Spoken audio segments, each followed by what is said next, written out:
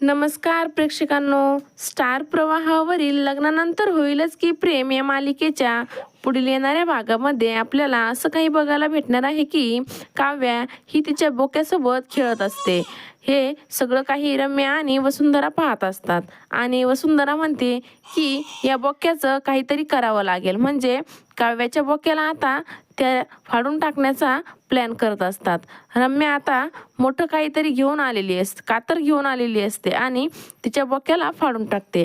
आता काव्याला तिचा बोक्या भेटत नाही, ती तिकडे तिकडे शोधू लागते आणि अचानकपणे तिच्या अंगावर कापूस पडू लागतो।